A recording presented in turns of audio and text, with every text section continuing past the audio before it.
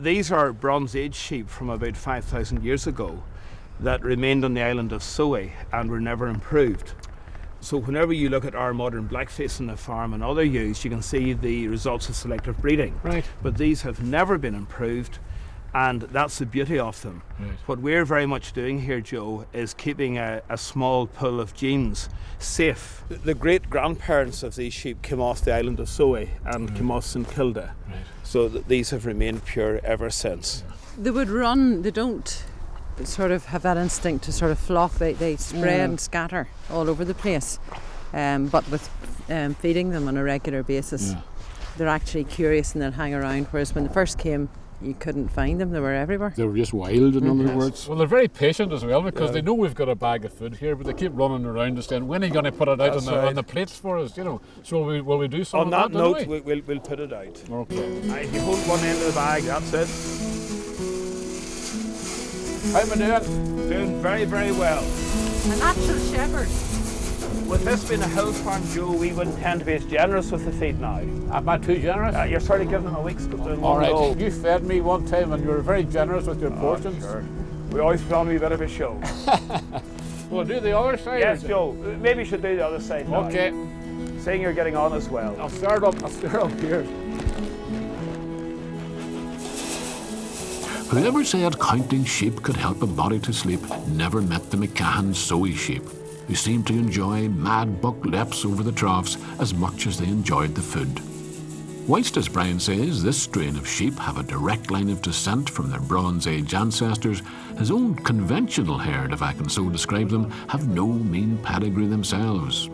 Sheep have no real interest in genealogy that I'm aware of, but if they did, then the ewes in this flock could trace their own ancestry back to the early 1600s, when McCahans first settled in Glenshesk. Unlike the sheep, Brian and his family are very conscious and understandably proud of their deep-rooted connection to this glen. You'll find McCahan homesteads scattered like Soays throughout the glen, and in Brian and Una's house you'll find remarkable pictorial evidence of the most recent century of their habitation of this place. Your family populated this place for centuries, really? Yes, we came here as far as we can ascertain around the 1600s. And we've been here since, farming in this same farm, so it's a lovely sense of continuity. And these photographs help us connect in so well with those who've gone before. Actually, there's a wee story about how we came here, because in the 1500s there was a battle, you're probably aware, mentioned before, between the O'Neills and the MacDonalds, which the O'Neills won. Right. But subsequent to that, our understanding is that the O'Neills went over to Limavady and took Canes, O'Cahans, McCahans, and planted us over here to sort of keep an eye on the MacDonalds. So that's how the family came to this area, and we've been keeping a tight eye for them ever since. You're keeping an eye out for them? Just looking across the glen. Don't let them get stroppy on them. No, we won't. So you were originally O'Cahans and all, you're part of the O'Cahan? Yes, part of Cane, O'Cahan, McCahan in that sense. I was wondering about that. The collection of family photographs that Brian is showing me is remarkable in a number of respects. They were all taken by one man, mostly in the early 1920s, and they amount to a kind of chronicle of life in the glens back in that decade. But there's an unexpected modernity to this photographer's skill. The pictures are informal, often catching their subjects off guard, capturing the moment and the mood, capturing, with great insight and affection, the sheer unself-conscious joy of living. First of all, 1920s they had turkeys. First off, a huge big turkey and a small child, and that was in 1920.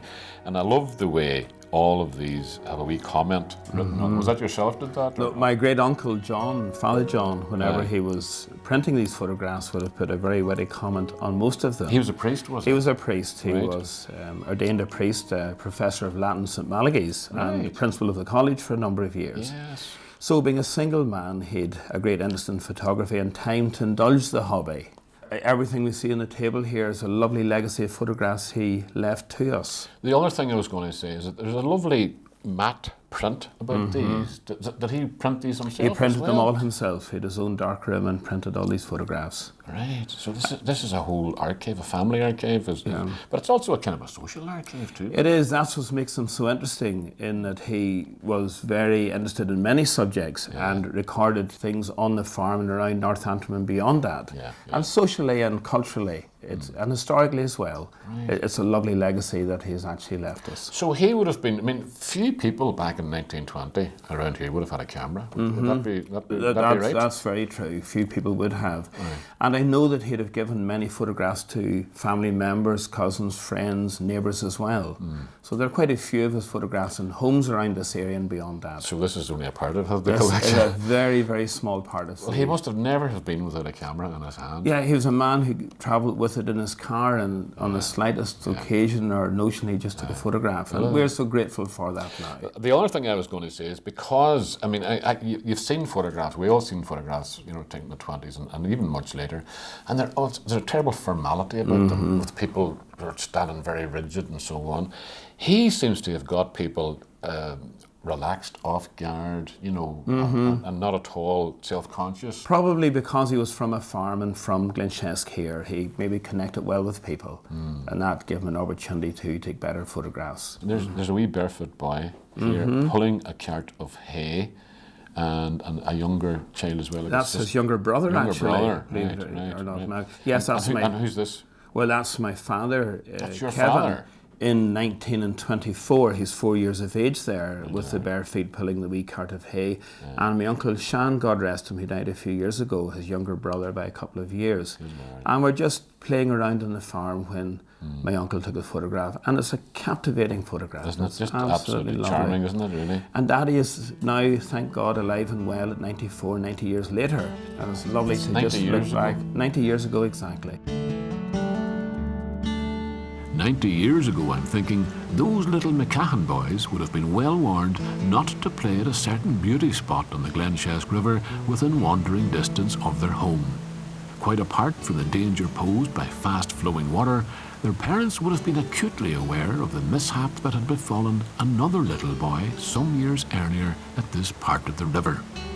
Many people in nearby Ballycastle could recount details of that incident to you today, because the little boy in question grew up to become a very significant figure in Glen's folklore. One of Ballycastle's best-loved local heroes was a man called John Henry Macaulay. He was born sometime in the late 1800s here in Glenshesk. He died in 1937, but his fame still lives on because he will be forever associated, in a good way, with one of the town's great institutions, but also in an unfortunate way with one of the noted landmarks of the area. John Henry was gifted in a number of respects. He had great hands, as the saying goes, and became very proficient at wood carving, particularly bog oak carving. And his little animals and round towers and beautifully ornamented picture frames became so much sought after that he opened a shop on Ann Street in Ballycastle where he made a living selling his wares. And he called it simply the Bog Oak Shop. But John Henry was also a very talented fiddle player and an occasional songwriter, and he wrote the song that has become almost synonymous with the town of Ballycastle, or at least with one of its most famous cultural events, the Owl Lammas Fair. Both these accomplishments, the bog oak carving and the fiddle playing, required long hours of practice, long years of dedicated application. But then John Henry had a lot of time on his hands, due mainly to that unfortunate encounter he had with this landmark, the big bridge that straddles the steep banks of the Glenshesk River. To get the full story of John Henry Macaulay and the Glenshesk Bridge, I'm going to be consulting another member of the McCahan clan. The joys and sorrows of Henry's Step, when we come back.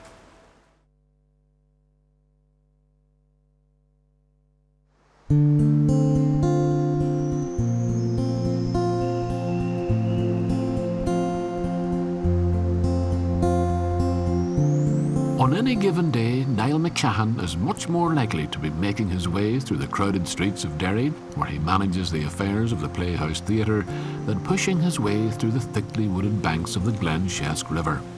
But this is where he grew up and where he still feels very much at home. here at this magical place, as he describes it, where he and his brothers were allowed to play. We'll get around to John Henry Macaulay's association with the bridge above this pool presently, but good manners dictate that I first allow Niall, with his customary enthusiasm, to extol the qualities of what is known as Henry Step.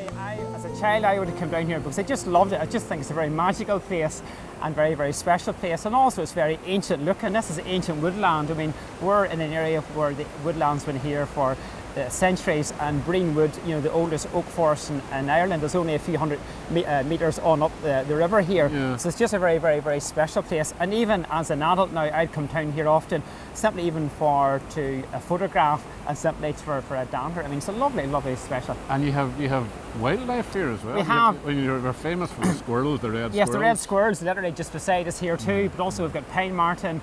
We also have buzzards, which have been here for years. Also, because of the concentration of sheep, we have a lot of foxes around here. But it's interesting as well, you're talking about native species. Yeah. The Cahans are native species. We are. You're here an awful long time. Yeah, the Cahans have been here from around the 16th century, and that's quite a long time. And it's mainly, there's McCahans, there's also McBrides, Blacks, and other well-known families that would live around the glens here too. Right. So you're very, very familiar yes. with this area. Now, the most striking, obviously man-made thing we can, in fact the only man-made thing we see around here is this marvellous big arch of a bridge in front of us. Yes. And that goes right back to the same time they were building the Coast Road, is that right? It does. That dates back to 1846. The man actually who built it was a guy called William Bald, and of course he is known for the biggest civil engineering project at that time, which is the Antrim Coast Road. But what's unusual about this bridge, it actually has a carving at the very top of it, a wee man in a kilt, and that carving is on either side of the bridge. Probably the time of the bridge somebody decided they would just for a bit of fun? For a bit of fun, but it's lovely, and it's the only bridge I'm aware of in the Glens that has this carving, and it's just a lovely, majestic old bridge. It's known locally as the Big Bridge because it is a big bridge. Big tall bridge because it's a big steep glen. It is. And at this point anyway. Yep. And invariably, when local people talk about the Big Bridge, they will also tell you the story of John Henry Macaulay, who grew up on Clare Farm nearby. When he was a young child, he came down one day on his way to school, and the boys were playing, and they were having a game of kind of dare to see how far they could jump from the top of the bridge onto the bank. He went actually too far, and he jumped and badly injured himself and actually crippled himself permanently. And what then happened was that Mrs. Cuppage, who they were the landlords here in Glenshesk, she took pity on him. What she did was she paid for him to go to Belfast and to learn to be a carver. And he then learned to be a carver, and they then moved to Ballycastle, where he started writing songs. And of course, the most famous song from this part of the world is the Owl Lammas Fair, and that's what he penned. So he paid dearly for his yes, boyhood games, yes. didn't he? And really? it did, and it very much started with this bridge, I suppose, because otherwise he probably would have went into the family farm or working in the farm here locally, you know. I presume that put an end to the jumping off the bridge. It did. Do you think? It did, anyway. So he was Henry. Yes. Right? But yes. no connection with Henry behind us. No, here. and yet it's just there is Macaulay is also a well-known family name here in the Glens, and I mentioned earlier this before the bridge. Of course, people would have physically crossed the river. There is places where you can, but one of the most famous, I suppose, places here within the Glens is Henry Step, which is literally just behind us. So where did the Henry of Henry Step originate? Is that a different man entirely? Yeah. Yes, it is, completely. And I was saying earlier, before the bridge, the only way for people to get across was, of course, literally to physically across the river, where it was shallow. But he was in a rush somewhere, and the story goes that he decided he would cross just where this waterfall is, and he slipped anyway and fell in and drowned. And that's where it gets his name from. So both these places at the end of this beautiful pool are named after tragic accidents, really. Yes, they are too. But what was interesting too, like I said, beautiful waterfall, and you go further up, you see the water coming down to it. But even in Victorian times and later, I have came across lots of old photographs of kind of people coming and looking at it and wearing their top hats. It seemed to be kind of a place for people to come and visit and stand beside. And also just with the light, hitting on it, I think it's just a magical place. It's very special to people in the Glens, and I suppose personally it's very special to me. I just love coming down here to explore around it. Nearby Henry Step, on the banks of the pool in which Niall and I were standing, I noticed attached to some of the tree trunks what at first glance I took to be nesting boxes. They are in fact feeders full of nuts and seeds. And whilst opportunists like pine martens and grey squirrels will gladly help themselves, the food is intended to be exclusively for the red squirrel, regarded by many local people as the iconic native species of the glens of Antrim.